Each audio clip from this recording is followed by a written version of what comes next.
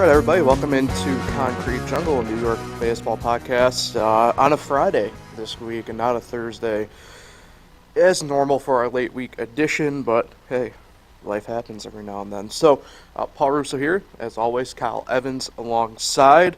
Theme of the day was 2 losses across the board. Every team this week had 2 losses so far with 1 win, so sometimes it's like that, other times not, but yeah, that's more or less the general theme of that sort of thing, but each other way has different variables and different headlines, so we'll get to all that. Kyle, how's it going? Good week so far for you? Yeah, it's going well. Can't believe how we're almost into September. Obviously, I'm happy for that. I feel like August did drag at times, but yeah, a lot of losing baseball. Just end the season at this point for Sure. Yankee or Met fans. Yeah, I mean, we're pretty much at that point, I'd say, but we still have a month to go. We'll touch on a bunch of different things. Quick housekeeping note, we've alluded to it a little bit here the past couple weeks, but next week, 1 episode, be dropping sometime on Monday. I'll be on vacation. Kyle will be at his home studio, as we enjoy calling it, so it'll be a nice little Zoom recorded chat we'll have about the weekend and looking ahead to the week. And by definition, it probably will be our shortest episode ever because we have to do it that way. But yeah, so we'll remind again at the end of the episode, but we're looking at episode drop sometime Monday afternoon, some point for next week's episode, and that'll be that to wrap up August. Kind of crazy to think about it like that. Do you want to share where you're heading? I haven't even heard. Oh, I thought I told you. I don't, unless I forgot, but maybe. I don't know. But yeah, I have a friend from high school who lives in Williamsburg, Virginia, so I'll be down there for that portion of it. Any baseball? Yes, actually. So I'll have you ask that. I'm doing in the process of this vacation from going from Williamsburg to Charlotte by the end of the week. Be doing a little bit of a mini baseball road trip type thing within it. So I know I'm going to see the Norfolk Tides on Sunday, and they're playing the Durham Bulls for that. And then Tuesday I turn around and I go to Durham to see the Bulls play, and they play the Nashville Sound. And then nothing on Wednesday, but that Thursday, I have to do a bridge day. I was trying to figure it out, and I figured Asheville's home. So I'll be seeing the Single-A Asheville Tourists, one of the maybe not as famous as, say, the Durham Bulls in minor league baseball, for example, but a fairly, if you know baseball, you know about the Tourists. They're one of the more famous teams. They play, I believe, Bowling Green, so I will be attending 3 games to check off the old big map of baseball across America.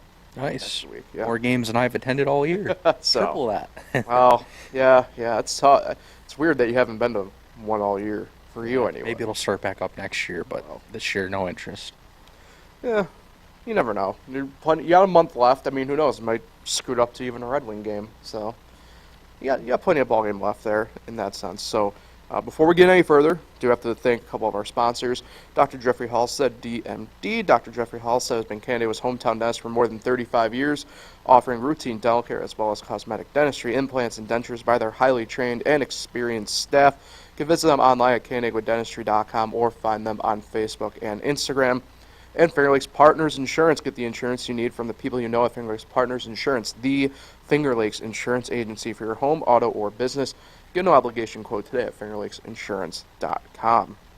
So, let's jump in. We'll begin with the Yankees. I know we've a lot of front-load stuff with them lately, but we'll begin here, Kyle, because I know you mentioned, and I planned on bringing this up, but we'll do this up front first. I predicted, and I guess in a way I'm happy I was wrong, that the Yankees would get to their first 10-game losing season since only 6 years before Sister Jean was born in 1913 when they were still the Highlanders. They didn't quite get there, but you were spot on. 9-game losing streak for the Yankees, and it came to an end on Luis Severino Day. So hats off to you, sir. Nothing but respect for that prediction. Yeah, that was so random, too. I don't even know kind of why I said that day. I just felt that, and honestly, why did they win that day? Like, what is the point? Go and lose yesterday, and then going to get handled by the Rays? Wow. Just keep losing. Who cares about a win here and there? Sure. We'll get to the Rays one obviously here in a minute because I have a potential hot take about that series, but we'll have to table that. You're gonna win it For now. Hold on. I didn't say that. We'll get to that though. Let's talk about the series that was. It's interesting because I think the main talking point, and justifiably so, comes from another off the field headline, and not like Herman or anything like that, right? But Brian Cashman speaking to the media. So we'll get to that in a second. A couple things though to touch on. I think we'll begin on the higher note of it. Kind of crazy in a way that Aaron Judge has his first 3-home run game. Also on the day of the win, obviously, for the Yankees. But for a guy who has missed, I mean, what? I don't know the exact percentage. 51 games. I was about to say, it's got to be It was 41 and then 10. It will be a near pretty much third of the season when it's all said and done. Yep. And it's kind of crazy because I do want to talk about how just like good of an in-game moment that is, in a sense, right? But it's kind of hard not to look away from within that. And because of that game, he takes over the team lead for RBIs, right? And let alone the Yankees side of it here, right? But he's still within technically shouting distance of this home run chase, even though it's not, numerically really there. I mean, he is 5th in the AL on home runs, missing 51 games. I think it's hard to not look at from this perspective too and I don't like looking at it from this way because you just don't know the way baseball is. But even if he had only missed, say, like 20 of those games or something like that, or some sort of less amount, it's kind of crazy to kind of think about maybe where the Yankees are with him if he's fully in. And look, has he been even maybe collectively as good as last year? No, I mean, the average is down from where it was last year, but, I mean, he's still hovering about that 270 mark. That's still decent enough this year that I guess it really does, in my mind, make you wonder about where the Yankees might have been had Judge just been in the lineup a little bit more. Yeah, and I thought about it. The day that he went down in L.A. with that injury, he actually did homer in that game. Right. And was on one of his hot streaks. And then I thought about, so let's just say, hypothetically, he hit 20 home runs in the 51 games he missed. Right. He would be at 48. That's 4 more than Ohtani and 3 more than Meadows, or 5 more than Meadows. Because, not interrupt, because, I mean, you do look at the home run by plate appearance mark. He is on pace for what he was doing last year. And I actually think 20 might not be as high as he could get in a 51 game stretch. Sure. When he gets hot, he's hot, and I think he has 8 in his last 14 games. So yeah, it sucks, that we'll never know if that could be the case because, of course, that's baseball. But yeah, it's unfortunate. I do think there's no way the Yankees are where they're at if he stayed healthy. I do think they would still not be that good, but they'd have more wins in there, and they wouldn't be as far out. Yeah, I mean, the conversations surrounding the team are probably a little bit different, too, I would imagine at this point, right? We probably aren't looking at a 5-game below 500 team at this point, right? We're probably looking at at or slightly above 500, and that's where I do agree with you. Like, I don't know if it's necessarily all that much of a difference, but I do think there's somewhere in there that it is. It's a lot like, frankly, when we were talking back, like I said, about a month and a half ago now about the Mets, where even if, say, one of those pitchers between, at the time, Scherzer and Verlander, who were just consistent enough, we're probably talking about a different season there, too, in that sense. So, hey, as much as baseball, right, is a team sport or whatever, there's still that individual element of it that can derail the team, in essence, right? So it'll be interesting to kind of see maybe how the rest of the season really plays out. I mean, in theory, I mean, Judge can still get to 40, no problem. And I think 35 games left. I've predicted somewhere in the 37.5 range for him, I think, at the beginning of the year, if I remember right. I don't remember if we actually talked about it on here. I remember we talked about it off air because we knew guys would probably pitch around him to a lesser extent and everything like that. But, I mean, if he was healthy, that was probably a smashable number right there to take an over on. Yeah, I don't know. I just feel like throwing out a prediction right now. I'll say he'll get 15 more over the 35 games, That and puts he'll him, what 43. yeah. Yeah, I mean that's incredible for missing 51 games. And then, like you mentioned already, the fact that he's now the team's RBI leader shows where that offense has been all year. Uh-huh. I mean, at one point, Anthony Volpe and Gleyber Torres had 50 RBIs in 125 games, and that was team leading. I mean, that's just hard to believe. Oh, I know there's injuries in there with, Stanton and Rizzo and stuff like that, but man, no one ever would have thought that. Right, but the fact of the matter is you have Torres, who has been pretty much anywhere between 2 and 4 bulk of the year in the order, so that one doesn't necessarily surprise me, but the Volpe one surprises me because he has predominantly been either your flip guy at the 9 spot or somewhere in that 9 or 8 slot as well in the lineup, where you don't normally get those production numbers in that sense. So it's pretty telling in one way or another, I guess. Let's kind of loop this back around now for the grand scope of the series here. Losing streak comes to an end, but so it ends at 9, ties the second longest, I guess, since the Yankees moved to New York, dating back to 1982, obviously, and tying that one.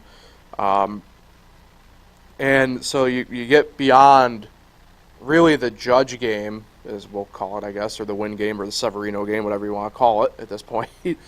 Move to Wednesday's game, and just an absolute kind of gut punch in a way, kind of knockout felt. The Yankees, frankly, had the Nationals, and they gave it up, and they coughed it up. And I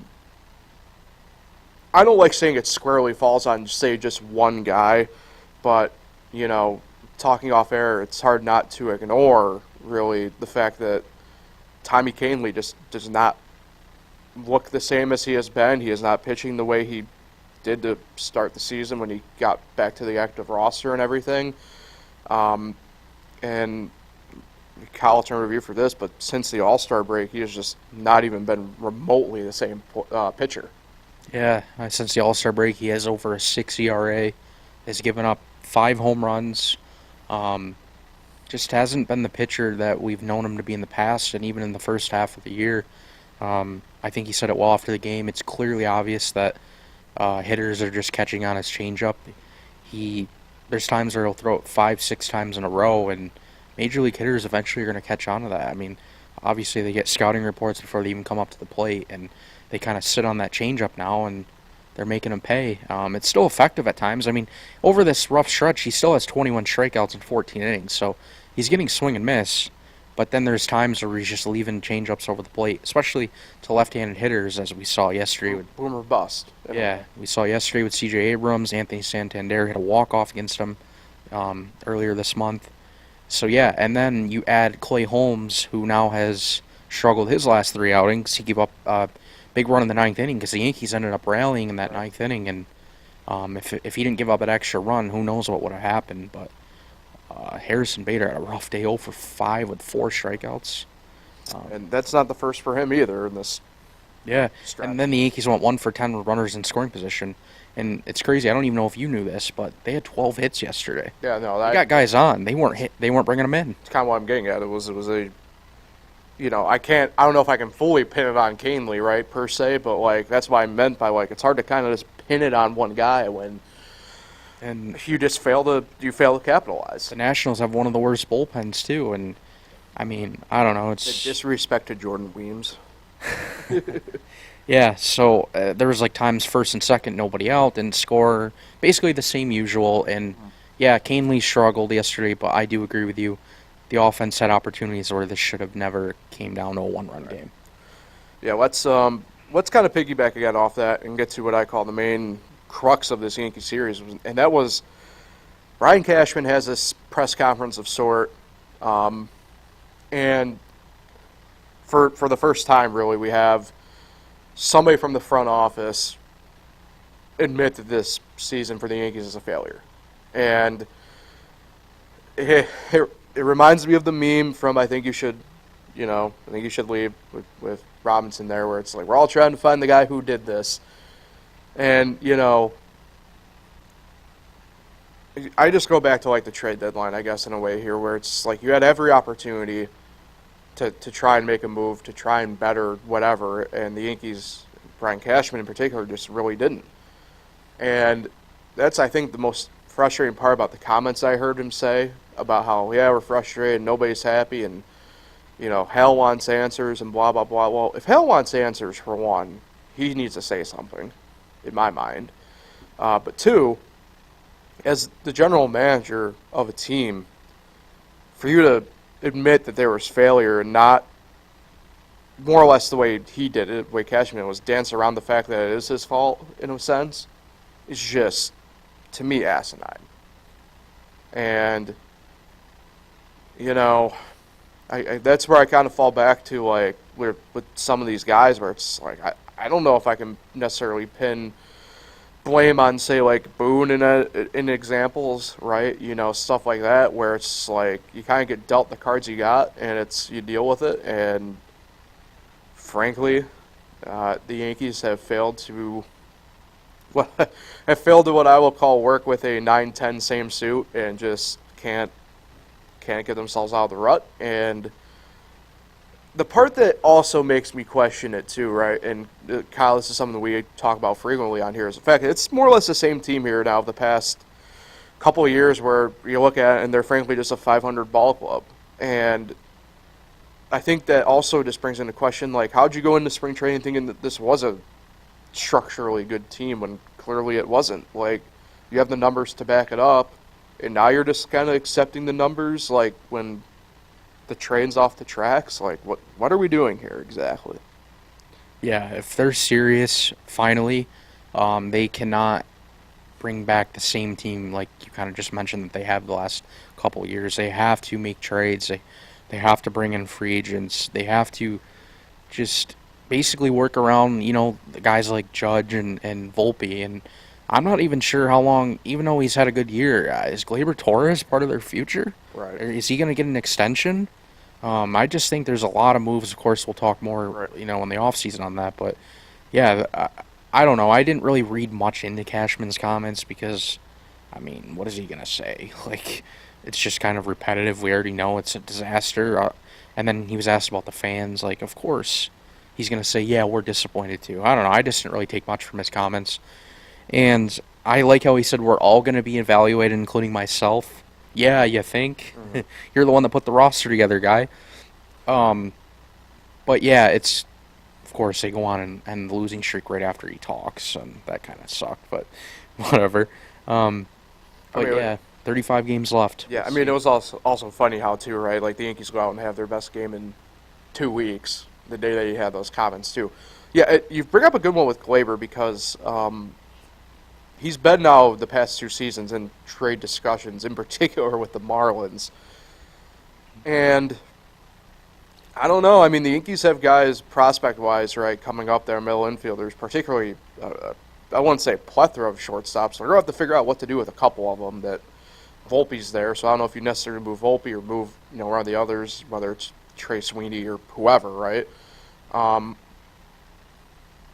Yeah, they're already in a situation now. Have you noticed, Boone kind of talked about it, IKF is no longer getting much playing time with Right. Pereira and Peraza there. Right now they have too many infielders. And LeMahieu does play first, but now imagine if Rizzo comes back, which we still don't really know if he's going to, but if he does, you now have 2 guys that are not going to be playing every night. So, yeah, I'm really wondering if they do move on from Torres, and the Marlins just kind of finally, give up what they want or whatever they need to get him. Yeah. Yeah, they've been dogging the Yankees for him for the better part of, like I said, 2 years at this point, so. Speaking of Rizzo, though, that's a great segue, Kyle. You're getting really good at these, by the way. So, we finally have an answer on Anthony Rizzo in a way. If you remember Mondays, we were kind of wondering if Rizzo actually did take some hitting drills or anything like that last week.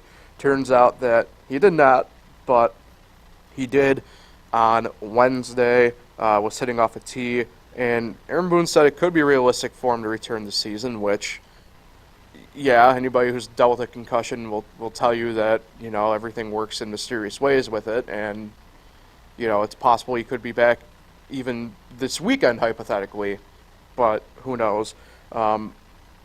It's interesting kind of how they're slowly, obviously, bringing him back. I know I didn't see this portion of it. I know Rizzo did talk with the media this past week at the stadium. The one picture I did see of him up there, he looks pretty good, all things considered. It's kind of like one of those things where, I kind of mentioned this, I think, when the initial diagnosis happened, but, I always look at stuff like with, like, Dale Earnhardt Jr. in NASCAR. When he had his concussions, he had to wear, like, some glasses and, like, even had a little bit of a tint to him, and Rizzo never had, well, at least up at the podium, he wasn't wearing glasses where obviously there's very bright lights and everything. So I would imagine things are progressing at a point that I hypothetically don't think Boone would have said that there's a chance of him coming back this year if there wasn't, if that makes sense. Yeah, I agree. I think we'll probably see him. But again, we're down to 35 games. I mean, how many is he going to end up playing? Right. And then, I don't know if you were going to mention it, but like Josh Donaldson's eligible to come off September 14th, and he's been taking BP every day. So like, are we? And look, there's another infielder if Donaldson comes back. They have so many infielders now and not enough spots.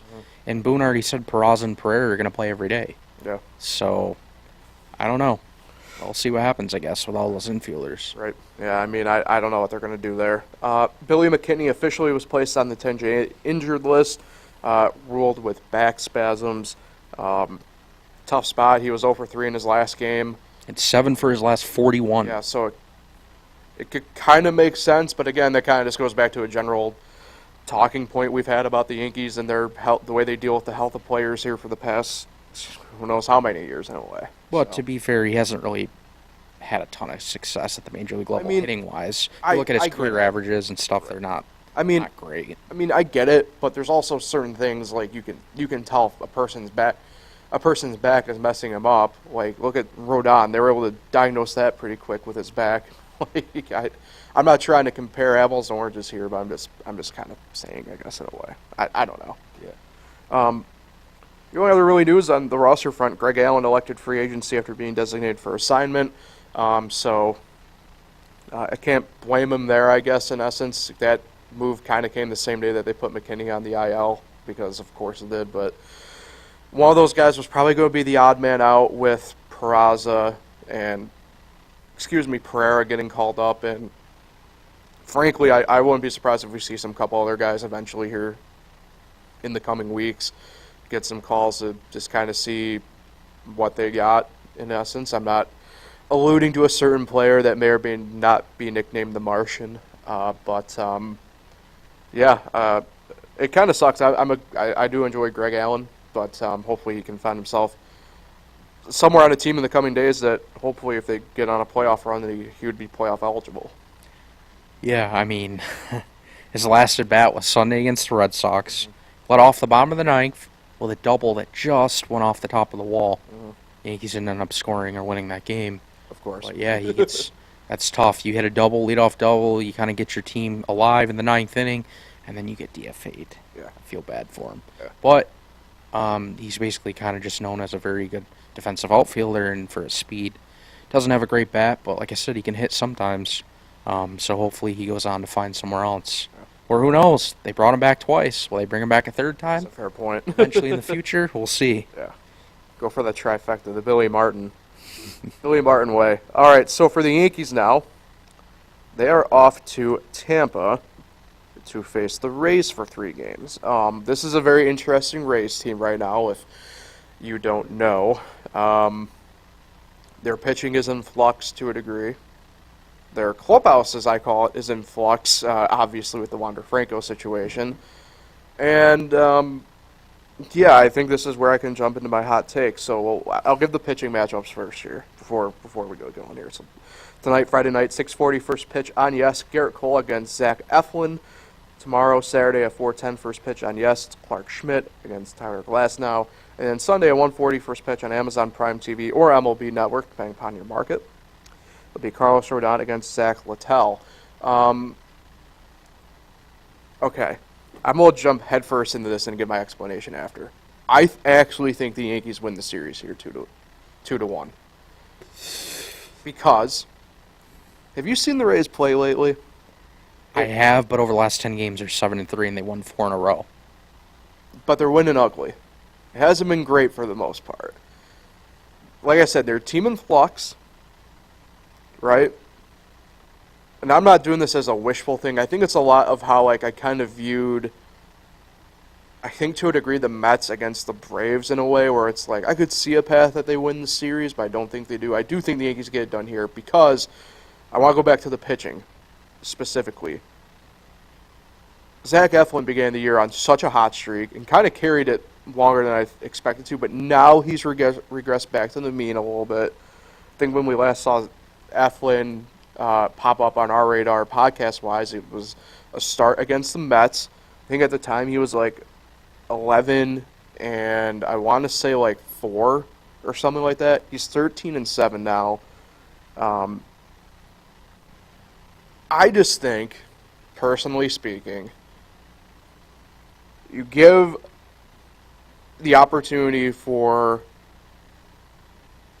a team that, frankly, they've been losing, so what could be worse in the case of the Yankees here?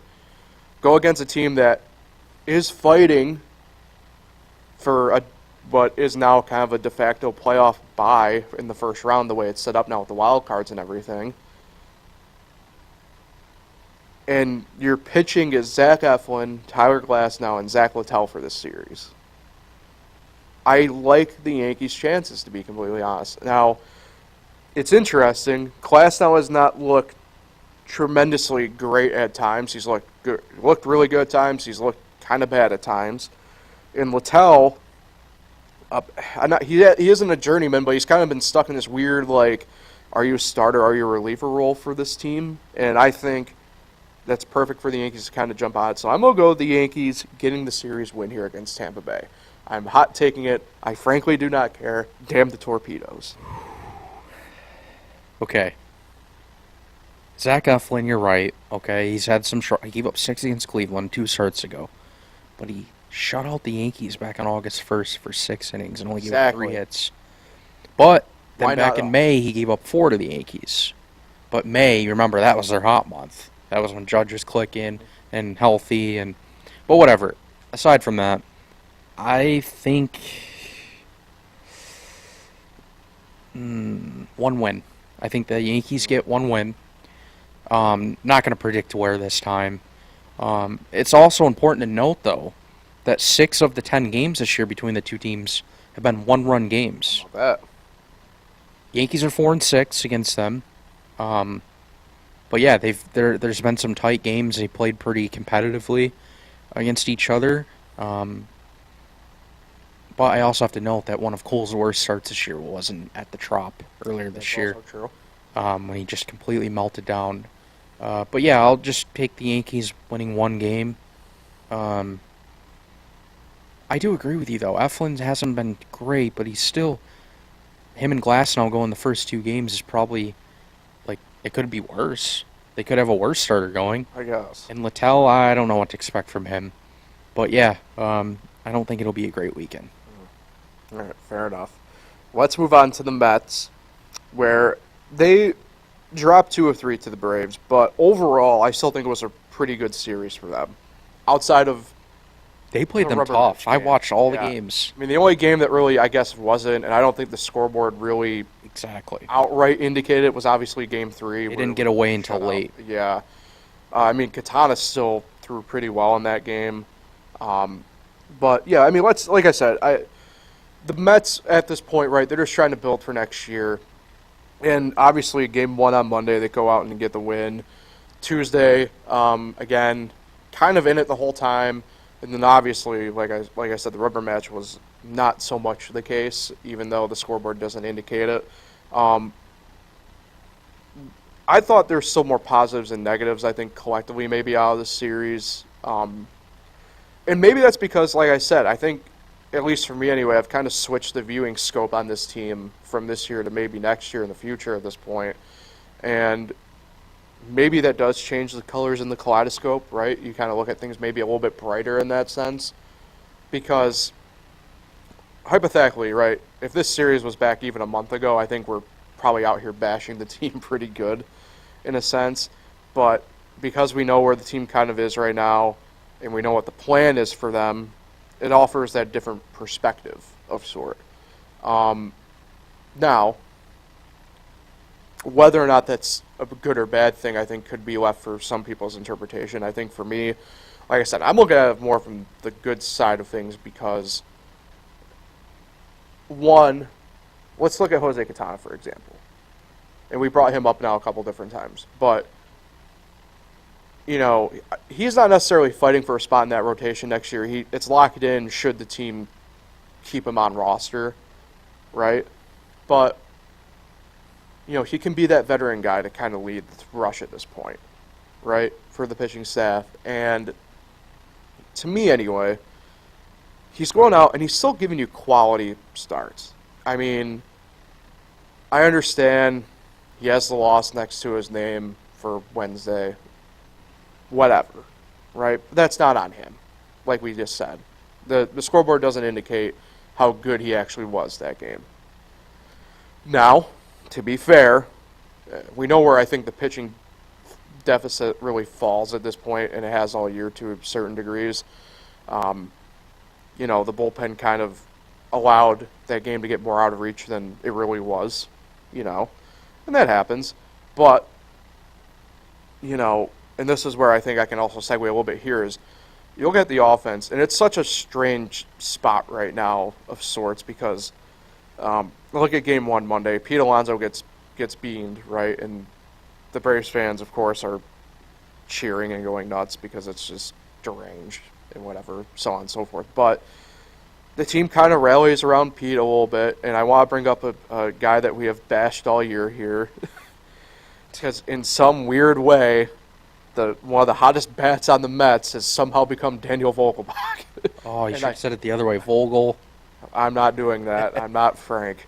And it's just it's mind-blowing to me in a way, but maybe we should have expected it in a sense, right? I mean, the pressure's kind of off.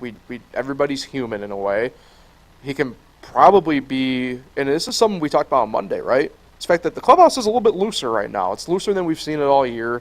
They're having a little bit more fun with each other. I mean, Vogelbach in St. Louis was out like running around in front of the dugout and stuff like that. And maybe through that, it's allowed him to be better at the plate. It's weird, but I mean, the guys around the superstar guys are having fun again and allowing them to capitalize in situations, right? Like, I don't think that's far-fetched to say, and I think, like I said, maybe take the Jose Quintana example here, and personally, at this point, I don't think I would bring Vogelbach back if I was the Mets, but for Vogelbach, right, you're trying to at least show that you can still play big league baseball and be a capable player, right? And he's catching a decent heat wave for himself at the right time right now. Yeah, I was pretty impressed. Like I said, I watched all the games. The first game of the series, I mean, they put up 10 runs against the Braves team that right hadn't really gave up a lot of those runs like that. And then you see DJ Stewart hit another home run. Ortega goes back-to-back with him for his first. Lindor, gets his 23rd. And then that next night, they lose 3-2. But in the ninth inning, they had runners on first and second with nobody out. They had an opportunity against Iglesias and just couldn't get it done. And then you fast forward to that final game. Yeah, like you said, the scoreboard doesn't really represent how it was.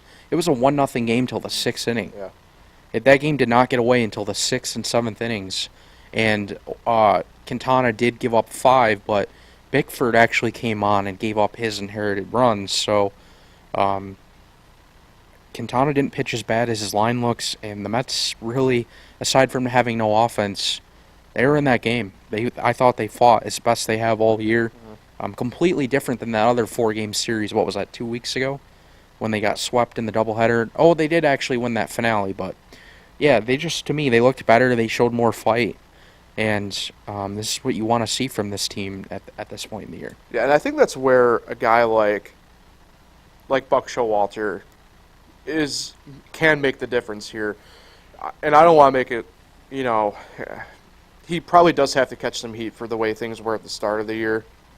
or up until, even, a couple weeks ago type thing. Where probably I should have been probably maybe a degree more harsh on here about it. But the fact of the matter is, right, Buck for the most part's a player's manager. And that's something that players from when he got started in the minor leagues coaching have said all the way through, right? And, I think Buck's is kind of allowing these guys to do their own thing at this point. Why, at this point in the year, right, why try and fit a square block into a round, hole type thing? And, you bring up the guys like, we talked about DJ Stewart already here, but Rafael Ortega, I remember we came on with the Cubs like a few years ago. It's like, damn, like this guy's going to be a guy to stay. And then things just kind of fell apart. He was part of that, what I call exodus of Cubs players at this point. And only because, like, he was one of the few that just got DFA'd because his performance had just fallen off. And bounces around, like he was with the Yankees to start the year in spring. I thought he was going to make the roster. Right? Yeah, I mean, both of us did. Was he the second to last cut, I think, or something like that? Yeah, it was weird. I forgot. Who did they choose over him? Was that... man, it's so long ago. They chose somebody over him, and we didn't really agree with it. Technically Hicks, I think. But, like... And then I forget where he went exactly after. I want to say it was either, like, Minnesota. Rangers. Or was it the Rangers? I knew it was I just pulled it somewhere in up. the Central, right? Opts out of the deal there. Ends up with the Mets on a minor league deal. Spent, I think, like a week in Syracuse, and then got selected by the Mets. And a guy kind of taking advantage of an opportunity here, like we mentioned about DJ Stewart. Same with Rafael Ortega, right? Like, we know what he can do at certain times at the elite level, but can you do it consistently? And these are the spots where you can also, like I said, you get the feel-good moments, you get the good vibes kind of going, and it's one of those things where, and I I know where I might catch a little flack for this, but like, if you're a team on the playoff bubble, you don't want to play the Mets right now. You know what I mean? Because it's a team that clearly is being pesky enough to cause you headaches, and if you really just ultimately catch them on the wrong day, and this is the way some people view it, like, do you really want to be the guy who lost your playoff opportunity because you gave up a home run to Rafael Ortega? You know what I mean? And I don't mean to disparage like that, but, like, that's the way some of these guys view it, right? And, if you're Rafael Ortega, you're smiling all the way to the bank with it, because it's the same thing, right, with Vogelbach or Stewart, like Ortega and a couple of these other guys. Abraham Almonte comes to mind,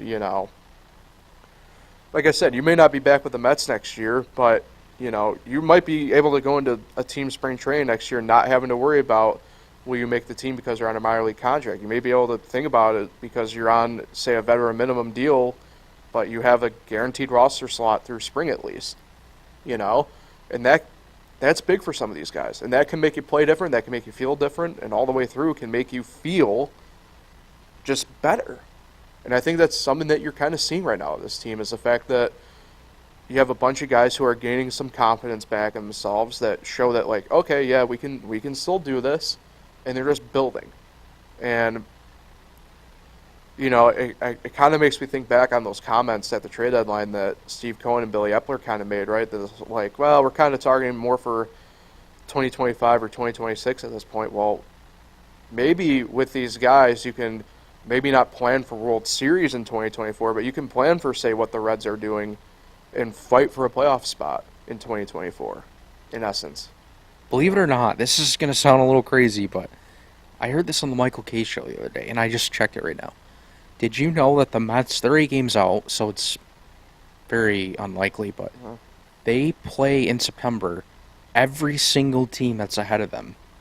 Really? If they go on a streak, they have 4 with the Diamondbacks, 6 with the Phillies, right, 6 with the Marlins. They could make it interesting. And they're tied with the Nationals right now, and what's funny, both division and wild card. But I'm assuming they got to see them, I think, once more, right? Which team? The Nationals? 2 more. games. So, I mean, look, they can have it all to do, and that's what I mean by, like, if you're on the bubble, say the Diamondbacks are the ones really in particular, right, who are literally the bubble right now. right? And the Padres haven't done nothing. Right, and So- that's what I'm getting at is, like, if you're one of those teams, like, do you want to face the Mets right now? Like, hell no. Like, there's nothing worse in any sport. It doesn't matter, right? Baseball, hockey, football, basketball, anything, auto racing, right? You don't want to come across somebody or a team that has nothing to lose. You know what I mean? Because they're just going to do whatever the hell they want. Like, and that is not something you need to plan against, right? Is you'd rather, if you're the Marlins or the Diamondbacks right now, you'd rather face each other because you at least know you both are going for the same goal, right? If you're going against the Mets or the Nationals or whatever, you don't know what the hell you're going to get, you know? And all of a sudden one day you could be on the wrong end of, like, the Patrick Corbin game, for example, or the wrong end of the Carlos Carrasco game, and next thing you know, you are on the bubble or you are off the bubble and out of the playoff picture. Yeah, I believe it's now 7 of 11. The Mets have won 7 of their last 11. So yeah, I mean, I don't think they're going to make the playoffs, but if you come into September and keep playing well, Right. you have a chance, like you said, to play spoiler. And if you take care of some of these series, you could make this thing closer than what we even thought. Right. I didn't realize they played these teams that are all ahead of them so much in the month Don of September. LaGreca, the one who said this. Michael Kay, because he was like the Mets are more closer to a wild card than They the are. Yankees, They which are. they still are Yeah. after the series loss. So yeah, imagine if the Mets had not fallen off the way they have, and this was their schedule, and these were the teams that were ahead of them. Because remember, the Braves would still probably be on top. Right. This would be a very, very interesting September. Yeah, I mean, it's like what I said with Judge and made the same comparison with the Mets, right? It makes me wonder about just one or two of those games going a different direction earlier in the year at this point. Yep. You know. All right. Let's talk about some roster moves here and news. Starling Marte, he is seeking a second opinion. Did that on Tuesday with his groin. Obviously, still on the IL. The injection, the way it sounds, did not go as planned earlier in the month. And this is obviously mentioned. This is a guy who's had similar issues and the same issue in the past.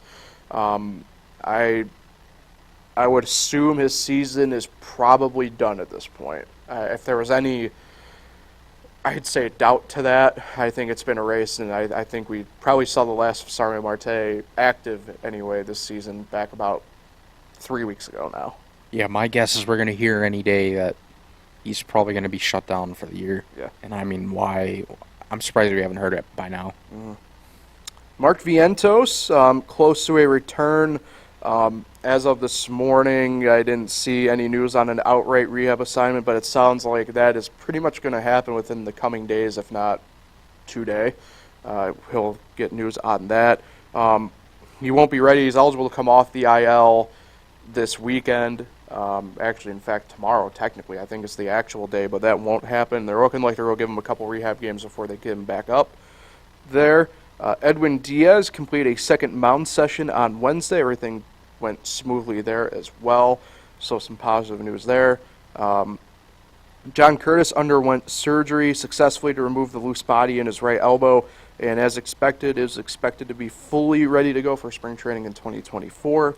Josh Walker, the left-handed pitcher, he may be able to make some minor league rehab appearances, which is pretty interesting despite going on the 60-day injured list last week. Don't expect him back in the big leagues this year, but they're kind of debating about if he's good enough to go, just kind of more or less getting him some reps to make sure everything's good to go with his body. Wait. Why did they put him on the 60-day? I'm guessing it was to free up a roster spot, more or less. Yeah, so basically they said, all right, like, we need to make a move. Correct. Go to the IL. Correct. 60-day IL. Because the IL stint for him, pitchers, right, they still had the 15-day for pitchers. Obviously, it was going to go beyond the 15-day before he was ready, so I'm guessing it was that. And let's be real, he's not that good. So. Well, correct, yeah. But an arm is an arm. Yeah. You're a pitcher. You should know that. Where am I? There we are. Dennis Santana elected free agency as opposed to accepting an assignment. Reed Garrett was optioned to AAA Syracuse.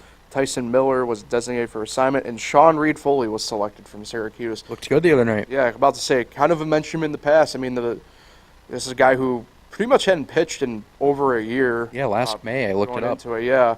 Been rehabbing, had been with Syracuse, had done really well with Syracuse. And for the Mets, this next month or so is going to be a trial run, like we said, for him to fight for a roster spot for next year officially. So, and as you said, right? I mean, it looked really good the other day. So, hopefully everything remains on that plane for Sean Reed fully.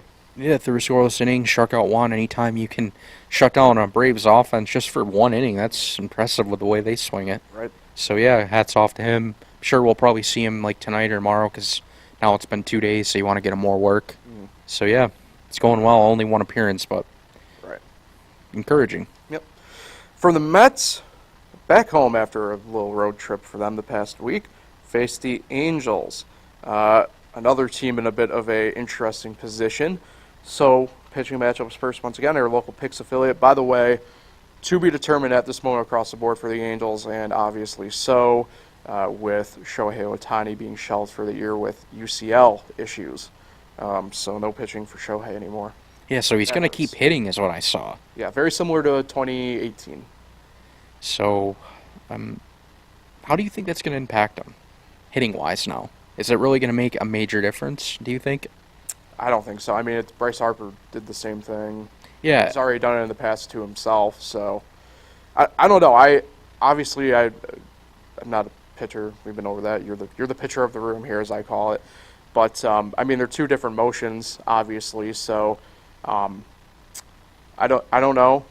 I don't know if it's really going to outright affect him, but I'd imagine there's probably still something there, right? Watch him homer tonight. Probably. Because he's insane. Yeah, probably. So tonight on your local Picks affiliate, 7:10, he'll be facing Kodai Senga, actually. Yeah, that's a good matchup. So there's that. Tomorrow night, 7:10 on SNY, Cookie Carrasco will there's go. another home run against him. Sorry Maybe. to interrupt.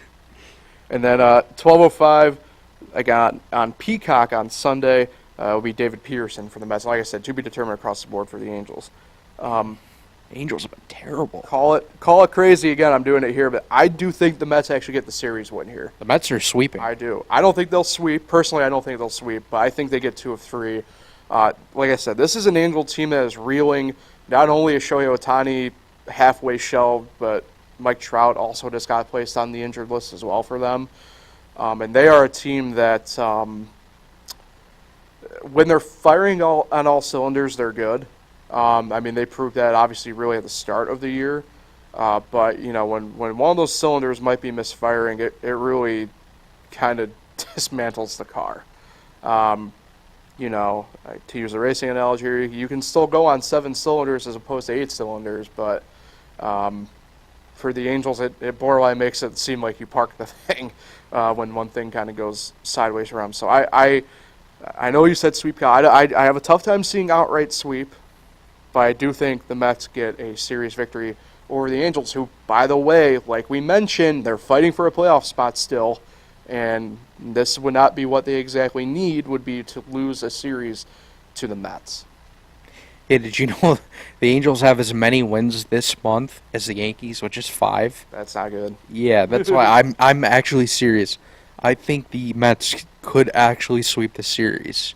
No joke. Mm-hmm. Usually I make sometimes like crazy or bold predictions. You do. But yeah, I really can see a scenario where even with Carrasco on the mound, who you know I'm not a big fan of, I think they can win this series. Or not win the series, sweep the series. Right. Yeah, hey, anything's possible. That's why you play the game. So before we get out of here, we're running semi-long here at this point, but whatever. That's baseball. Rochester and Syracuse, like I said, they both have lost 2 games to start their week-long series after winning 1 each. Rochester playing Worcester. Take game 1 in thrilling fashion, come from behind victory. I think they scored all 6 runs, or not all 6, but they scored 6 runs in the 9th inning on Tuesday night, capped off by Walk-off. Home run by Went off the right field foul. Yep. Who was that? Travis Blankenhorn, Okay, yeah. the man himself. So that's about been the peak, at least on the field, for the Red Wings. Now, you alluded to something on Tuesday or Monday, Kyle, but we officially got word of it that the 2 people going into the Red Wing Hall of Fame this year will be Fred Costello and Blaze DiNardo. Apologize.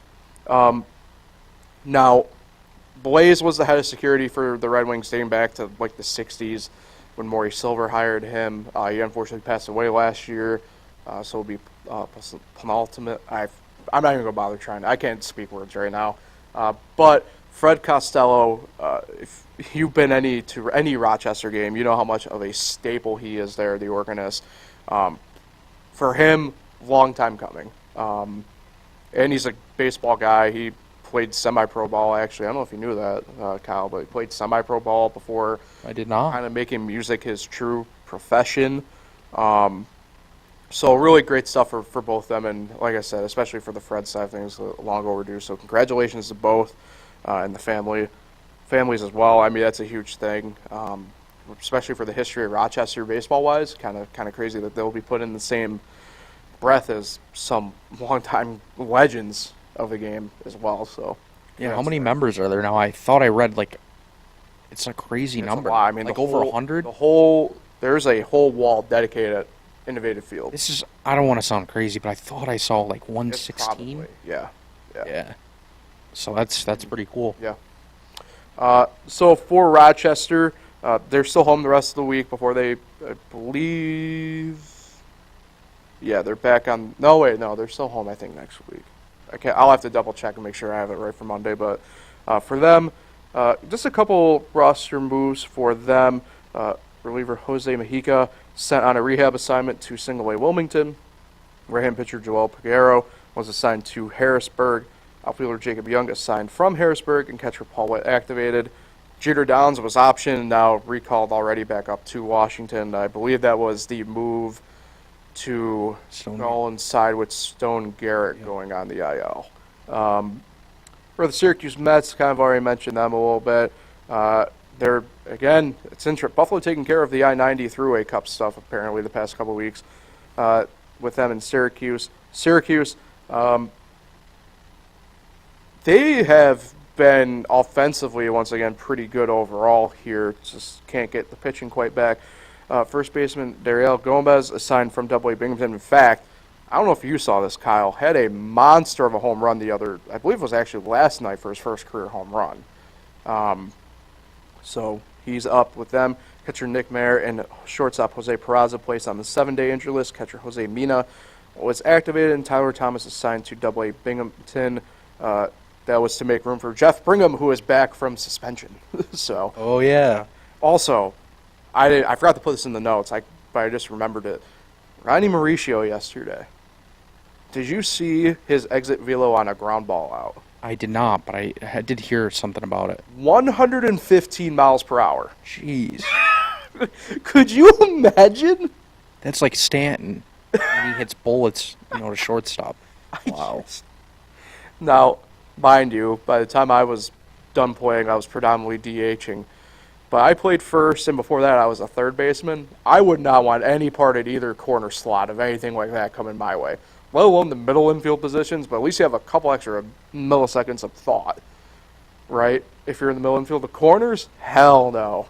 Nope. 115, that's just crazy to me to think about in theory.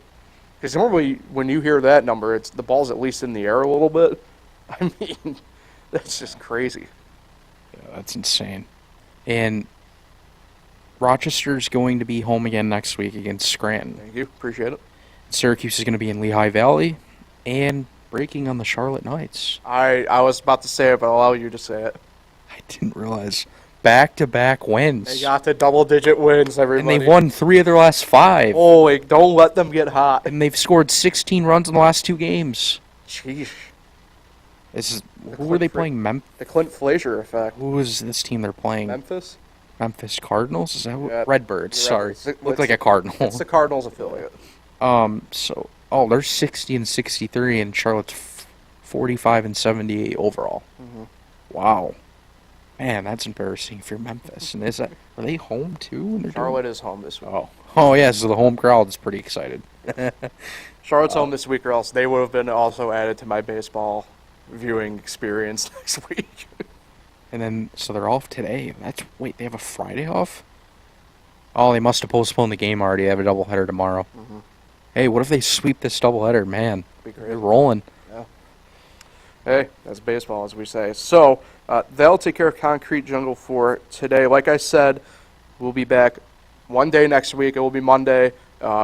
Tape delayed podcast, as we'll call it. Drop sometime in the afternoon. We'll recap the weekend and take a look at the week ahead. We know my plans anyway, Kyle. What do you got on tap here as the final week of August, the beginning of September comes upon us? Might play some more baseball. Good. It's good. Final Bills preseason game tomorrow. Have to keep finding it on a streaming, website because I still don't get the channel on DirecTV. More Yankee baseball every night. Yeah, that's probably about it. Not too much. It's gonna pick up though. I'm gonna get pretty busy here. With high school starting and stuff next week. Yeah, Syracuse football, Buffalo Bills football. It's going to be, it's always busy in the fall, and that's why I love it so much. All the sports are back, and yeah, I can't wait for August to be over. Yeah, luckily for you, Syracuse plays Colgate out of the gate there, so... Yeah, I forgot. So that's a Saturday the 2nd. Yep. You remember the start time on that? I want to say... afternoon game? I saw like 3:30, I think, or something, but obviously I won't be there, so I don't know. I can't remember. I like when they play at night, honestly, but... Yeah, so do I, but that's a rarity because God forbid Syracuse gets something nice every now and then, right? But yeah, hey, college football week 0, or technically it's week 1 as they're calling it now, is this weekend. So if you haven't seen that reel yet of me making my picks for the week, all 7 games I picked. So I guarantee I'll probably go 4 for 7. That's the way it always works out, right? So. All right, so appreciate everybody for tuning in. Like I said, 1 episode next week. So we'll catch everybody on Monday. Have a great weekend, everybody. We'll talk with you then.